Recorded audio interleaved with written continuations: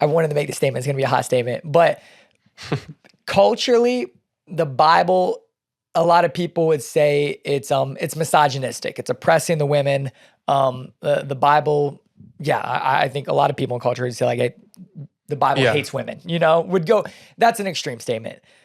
But what's interesting about that is the women are still coming to church. Yeah. So obviously women don't feel that way, even if culture is preaching that. Mm-hmm. Yet when the Bible seems very, male positive, and it's encouraging men to take up leadership positions and all that, and we have men trickling out of the faith. Mm-hmm. I don't understand that sometimes. Yeah. Welcome back to the Christ Revival Podcast. My name is David. And I'm Kyle. And I'm Sydney. And our focus is to encourage young people to live a life dependent on God while actively following Him. We hope you come away from this podcast excited to take your faith seriously. Without further ado, let's get back to drizzling that biblical syrup. Welcome back to the Christ Revival Podcast. Welcome back to the Christ Revival Podcast. We are in the studio and no Sydney this week, sadly. We just couldn't, schedules just didn't line up, and Yeah, I'm not gonna lie, it feels kind of weird. We probably haven't shot just the two of us in like a year. In like probably over a year. Yeah, because I remember you came up last spring, we shot the one on the porch. Yeah. Like outside. Yep. I think that was probably about a year ago. That was about a year ago. Yeah, that was probably last March. We'll see if David and I still have it or if we still heavily rely on Sydney for content. Yeah, honestly, Sydney is we know Sydney's holding it down because when we look at our Spotify like audience, it's 63.3% women. So either they find me and Kyle really attractive or Sydney is just pulling it in. No, we both know that the only reason anyone listens to the podcast is Sydney. Sydney, yeah. So thank you, Sydney, for joining our team. Kyle, yesterday was Valentine's Day. Mm-hmm, How was that? It was great, actually. Yeah. It was super. It was a lot of fun. Originally, Maddie and I were going to go to Cheesecake Factory, and I was like, I'll call a couple days in advance, get a reservation. It'll be great. Well, actually, Maddie told me to call a couple days in advance, so I shouldn't take credit for that. But I called a couple days in advance, and they're like, "Sorry, we're already booked up, and no reservations for the entire weekend." So I checked Thursday night, I checked Friday and Saturday night, nothing. So we went to Plan B, we went to Trader Joe's, picked up a couple groceries, and cooked a nice little chicken Alfredo for dinner. Did you get her Trader Joe's flowers? That was my other plan, is I was like, oh, we can just go to Trader Joe's, I'll pick up flowers, we can get stuff for dinner. I walked in, you know how have you been into Trader Joe's to get flowers? Maybe, I've been there. Yeah, so they've got like 20 metal bins of all the flowers. Yeah. Every single one, completely empty. Wow. So I was like, dang it. So I swung by Publix after Trader Joe's and picked up some Sounds flowers. like you dropped the ball, Kyle. I'm just playing. I'm sorry. But no, it was nice. It was like a pretty chill Valentine's Day. It was a good time. It's a lot of fun. We got ice cream afterwards, so even though it was freezing cold, I always love some good ice cream. Yeah, no, can't go wrong with ice cream. Well, speaking of Valentine's Day, if you're a guy who's not going to church, you're missing out. You need to be going to church. You need to be going to church because there are a lot of If you didn't have a Valentine this year, you can make that different by next year. You got like a 2-to-1 ratio for like guys to girls in the church, which means your odds are pretty good. The odds are in your favor. I can't speak from experience because I'm still... how's that going for you? Yeah, we don't know how to talk about that. I'm very content in this season of singleness. That's good. Yeah. That's good. Yeah, so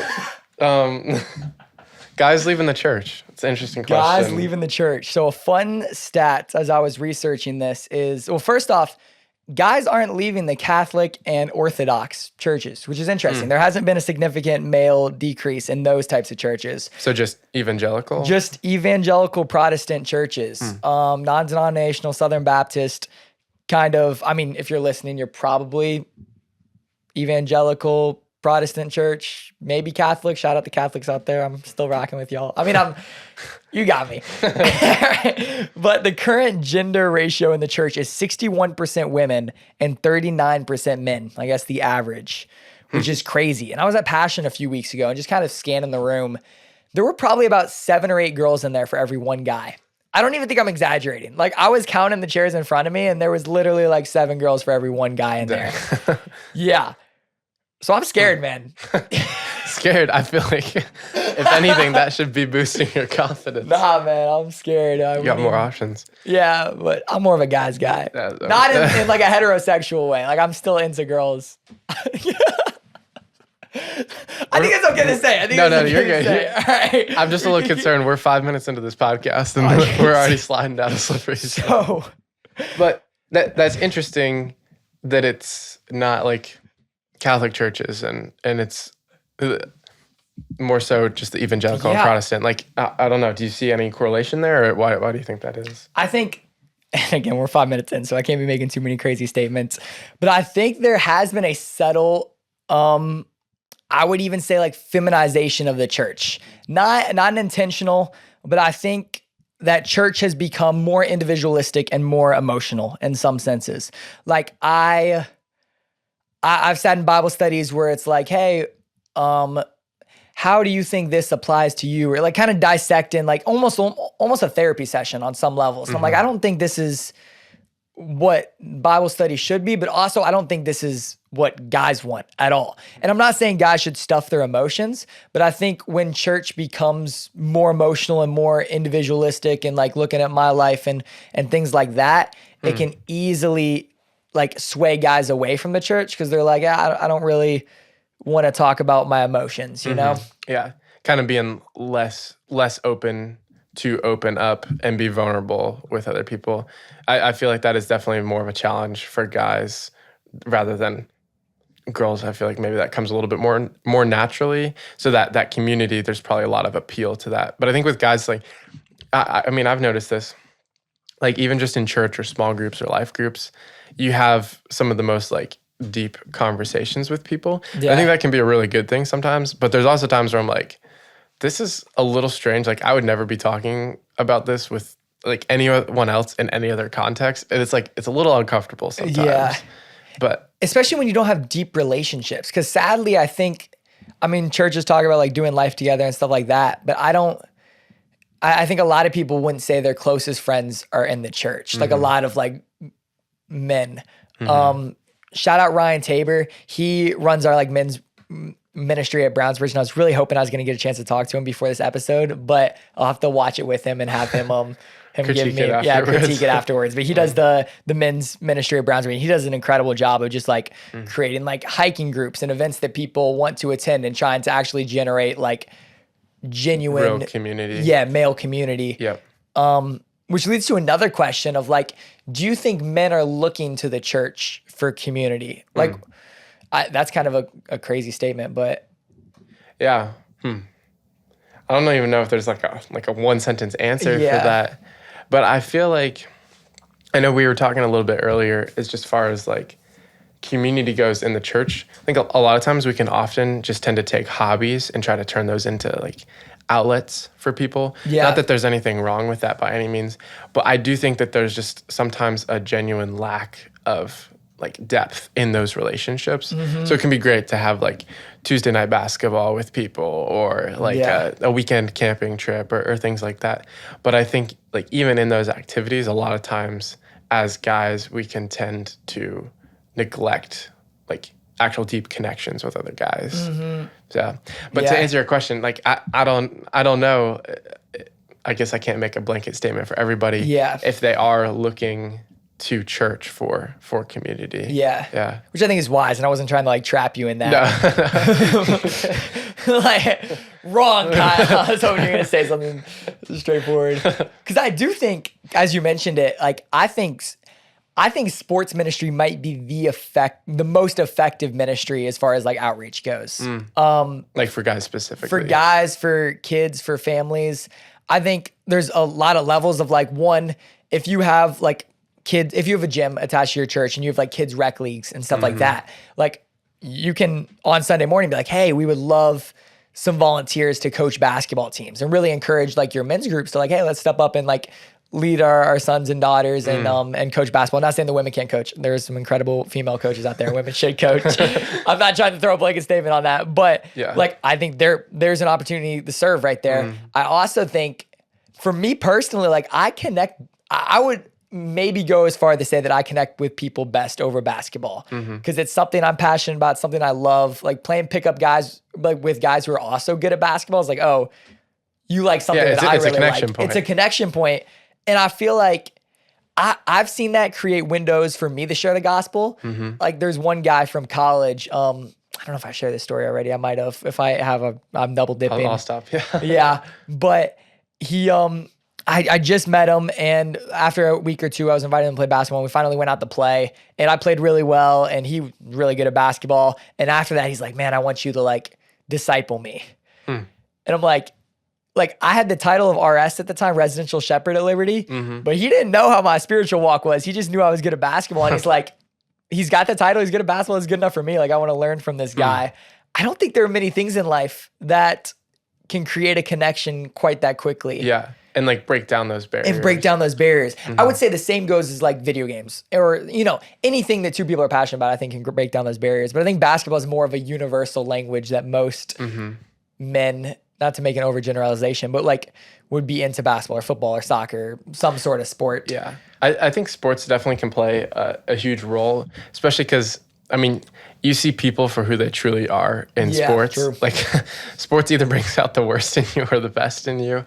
And I think there's something, as far as men goes, like we talked about earlier, not being able to open up or like be vulnerable or genuine right off the bat, but something with like sports, you get a direct window into that true character, kind of like instantaneously, you know? And so I feel like that's partly why sports and those types of activities can be such a connection point, because it doesn't require me necessarily like opening up or being vulnerable, but sports is just going to pull that out of me. Yeah. You know, and I think as guys, we do like crave and desire real genuine connection, but often I just think it's like kind of awkward or like uncomfortable. We're just not used or knowing how to do that, like just through conversation. Yeah. You know, so I think that's where sports or those types of activities where that's just pulled out of you kind of naturally can be very beneficial. Yeah. And also, like you said, I'm willing to go deep with people I just met, but I would much rather go deep with people I've like known for a little bit. I think there's this saying I've been using a lot recently. I don't know if it's a saying, but just the idea of like you need a couple of people of the same sex who you're willing to go 100% with, like be 100% honest with. Because with most people in our life, we're probably about 90% honest with them. Like we're not going to share the 10% that we may be ashamed of or just not comfortable sharing. And every person, I think, needs at least one other person that they can talk to about the 100%. And I think sports or fun activities like that can break down those barriers quicker to get you to a point. Yeah. And I liked your point about character because God has worked on me a lot. And doesn't heal. Yeah. Especially in the realm of basketball. Like, you know, I was a giant talker. All the way like halfway through college. I remember it was like sophomore year of college. I was playing a pickup game and I was just jawing with another guy. I wasn't even guarding him. The guy guarding him was like, David, you gotta shut up because he's taking this out on me. And I'm just like talking trash. Because I would always play better when I talk trash. And now I feel like I'm like the nice Christian hooper. Like, man, great defense, man. You clamped me up on that possession. Like I couldn't get around you. I'm like, man, I need to start talking trash again. But that's so funny. So have you seen those memes? There's a meme that's like the chill Christian hooper. Yeah. No, I think you sent me one of those like a couple weeks ago. I was like, oh my goodness, that is so funny. I know. I don't feel like we've played pickup in a while. It's been like years. Yeah. So I only remember the talking David. You don't believe that I've changed? I know. I'm like, I'm gonna have to see it for myself when I see it. Yeah. That's funny. But so I guess kind of back to the church, like how do you feel like the church could go about growing genuine male community? Because I think obviously like sports is a great outlet. Yeah. But like we got to be able to build community in other ways. So I don't know, what does that look like from the individual's perspective and then the church as a whole, you know? Yeah. This might be a hot statement. But I think culture as a whole has subconsciously told men in society that like, hey, we don't need you as much anymore, or we don't need you anymore.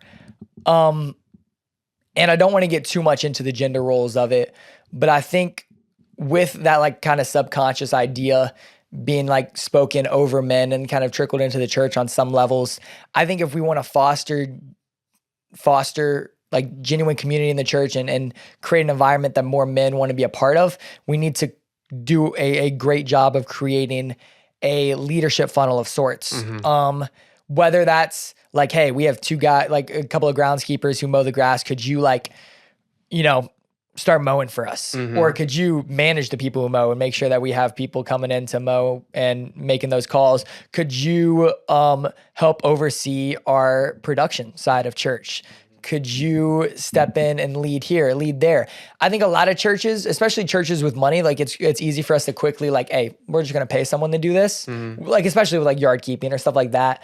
But I think that churches that do a really good job of creating a structure of volunteer leadership where people can get involved and it creates ownership. And I think when, especially as men, like when I have ownership over something, like I'm more likely to be committed to investing in that thing. If someone's like, hey, David, can you take charge over this? Or hey, David, we saw that you're a good communicator. Would you want to speak in our kids ministry? Stuff like that. And so I think that takes intentional leadership of like, okay, like the men in our community, what are their skill sets? Where could we create a role for them, whether it's outreach or what? Like there's so many, like when I just start brainstorming, there's so many things that we could start doing. I think that could go a long way. And I think Brownsbridge Church, the church I'm at right now, does a really good job of that. Like we have a parking team of guys who are like running traffic every morning, and they're like, they obviously, at least they look like they love what they're doing. I don't know if that's like brainwashing or whatnot, but Jesse, you're doing a great job because they look really solid. They look like they're enjoying themselves. Yeah. But I don't know, that was a long-winded answer, but what do you think about that? Yeah, I really like the point that you made about society kind of encouraging passiveness in guys. And I think that as guys, that's something that we have to be mindful of. I mean, you look to the Bible, I think it's Revelation 3:16 that says, so because you have become lukewarm, neither hot nor cold, I will spit you out of my mouth. And it's like, we have kind of become okay with being lukewarm and being passive Christians. And yeah, we can, as guys, we can blame that on society. We can blame that on whatever we want to. But at the end of the day, like the Bible is very clear about guys being in the roles of leaders and being called to action. Like Jesus tells his disciples to go make more disciples and be fishers of men. He teaches them how to do that. So we can be complacent all we want. But I think as guys, needing to remember like our biblical calling to be leaders. Yeah. And I don't think that's like a domineering, just like overpowering of women or other people in the church. But as the men in the church, like we are called to action. So take on those responsibilities and I think we have to remember that we can't just wait for those to necessarily come to us. Yeah. Like, I mean, pray about those opportunities, but at the end of the day, like we got to sometimes go out and seek those opportunities for ourselves and just be willing to not be passive and actually take on some of those leadership roles. Yeah. Because I think, like you said, passivity is kind of plugging the culture of men, even in the level of like guys being more nervous to ask people out on dates and stuff like that. Like there is I don't think men are as encouraged these days to like take charge in that way. I also want to point out, I think, because we talked about the emotionalism of church and Bible study and how like it can be very reflective and almost feel very therapeutic on some levels. I think that men need to understand, and maybe this is because like 25% of Gen Z doesn't have a father figure in the household. 36% of men who are father figures in the household, only 36% believe that church is important, which means 64% of men who are fathers don't believe it's important. Yeah. Which means only about 20% of people grow up with a father figure in the household who actually value church. Which I think is very interesting. And when we look at characters in the Bible, like David, I think David's a great example. He's writing all these Psalms that have so much emotion in them and are so very expressive of his current state of being. And yet David was also a warrior who's killing thousands of people. Like it's possible to have these masculine attributes, but also be in touch with your what people would call feminine side and be emotional and be willing to open up about your struggles and where you're at while not neglecting like, hey, I can still be strong and courageous. Like, it was on the tip of my tongue, the scripture. I don't know. There's a lot of scripture about men being, Yeah, but I love that example that you brought up of David because I think one thing that I really admire about him is he's clearly kind of like, I mean, a man's man, if you want to use that term, or just like you said, has a lot more of those traditional manly attributes. Like he's a warrior, he's a leader, he's a king, whatever. But he does have that emotional side. And I think that just shows a great dependence on God. Because he's always taking his emotions to the Lord and like talking through those situations and whatnot. And I think as guys, that can be a very difficult thing. Just naturally, I think it's naturally harder for us to be more dependent on the Lord, or kind of, I don't want to say submissive, but kind of, like submitting. And I mean, Jesus says to take up your cross, deny your cross daily, and follow him. I think as guys, that can be very hard because we want what we want and we want to do our own thing, kind of pave our own way. So learning to be dependent on God and being honest with those emotions and just taking those to him, I think can be challenging for us naturally. Yeah. But clearly we're called to do that in scripture. So I admire David a lot for that because I think he has all those natural manly attributes, yet he's very dependent on the Lord with his emotions and how he's processing everything. Yeah. So. Because like you said, the whole theme of our season is dependence. And I do think that is one of the biggest reasons that men are leaving the church is because there's this level of like, I want to take care of myself. I don't need anyone. And if you're a Christian, you kind of believe that like, I absolutely need God and I have to put my life in his hands. If you're genuinely following God, like you have to be willing to admit that like you need him, And I think that's tougher for guys to do. Yeah, no, definitely. Because like we said earlier, I mean, I think that's kind of the message that society is pushing right now of just being that independent, not needing to rely on anyone. Yeah. So that is a hard switch, and just like a daily decision that we have to make.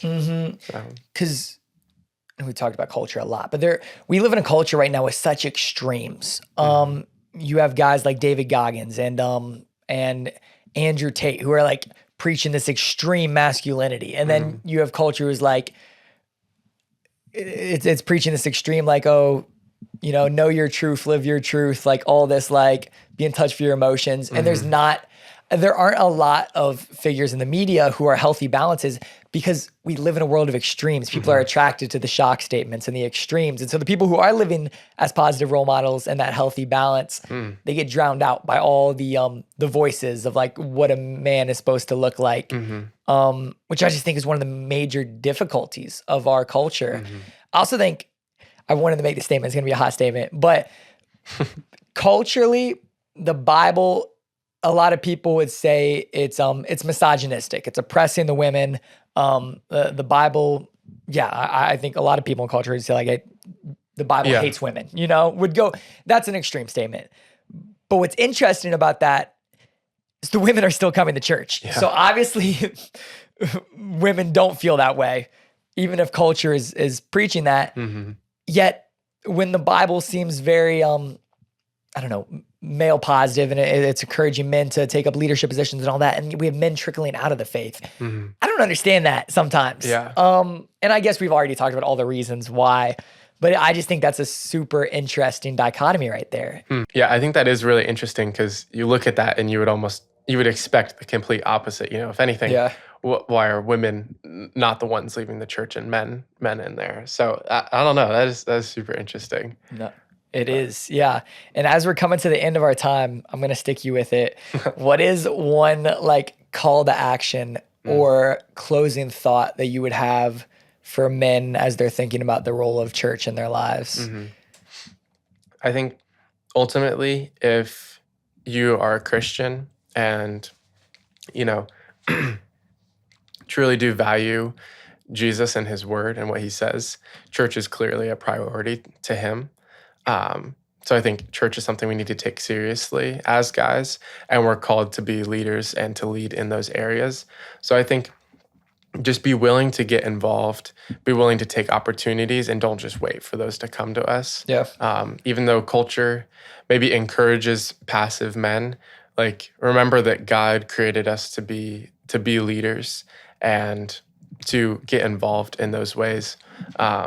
So I would say just like go out and try to find those opportunities. Like ask around at your church, get plugged in and get involved and take initiative. Yeah. And don't just wait for those things to come to us. Because I think those are very clearly valued by Jesus and made to be very important in the Bible. And that's something that we need to value and prioritize in our own lives. So, yeah. I fully agree. Yeah. So, but I can pray us out. Before I pray us out, I wanted to give a shout out to the Church Revitalization podcast. I took a lot of inspiration from this episode, from their episode, The Silent Exodus, Understanding Why Men Are Leaving the Church. And so I'll be linking that in the description. Thanks for listening. I'll go ahead and let me pray now. That'd be great. And then we can go from there. Skedaddle. God, thank you for this opportunity and for giving us a platform to talk about you. I pray that as we continue the Film More podcast episodes in the future, that you would continue to make it about you and not about us. I pray that this episode would just reach the people who need to hear it, and that you would continue the move through this and move through screens as you do. In Jesus' name I pray. Amen. Amen. All right. See you guys next week. See you guys.